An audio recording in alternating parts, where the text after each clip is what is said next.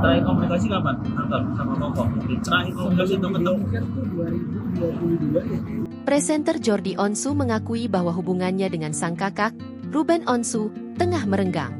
Jordi mengungkapkan, akses komunikasinya bahkan telah diblokir oleh Ruben sejak 2022.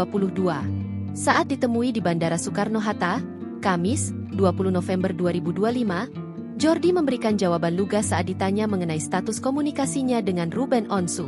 Ia mengaku sudah sekitar 3 tahun tidak lagi bisa berkomunikasi secara langsung. Terakhir diblokir tuh 2022 ya kayaknya ya. Setelah itu aku tidak ada kontak sama sekali, ujar Jordi.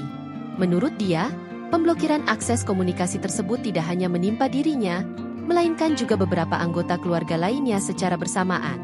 Mungkin 3-4 tahun yang lalu kami semua yang mungkin diblokir sama Ko Ruben. Bareng-bareng, katanya. Meski aksesnya ditutup, Jordi menegaskan bahwa dari pihaknya sudah ada upaya untuk memperbaiki hubungan. Ia menyatakan berbagai cara untuk menjalin kembali komunikasi telah ditempuh, tetapi belum membuahkan hasil. Permintaan maaf sudah ada, kemudian mencoba menjalin komunikasi sudah ada, tuturnya. Walaupun hubungannya dengan Ruben merenggang, Jordi menekankan ia tetap menjaga hubungan baik dengan anggota keluarga besar lainnya. Ia menyebut dirinya dan saudara kandungnya yang lain masih sering berkumpul. Aku bersama keluarga yang lain baik-baik aja.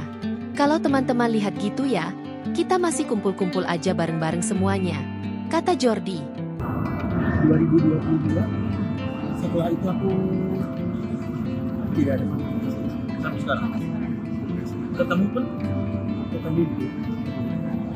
Tapi sudah aku beberapa kali chat kan akses blokir semua sama aku sampai akhirnya dan Download Tribun X sekarang.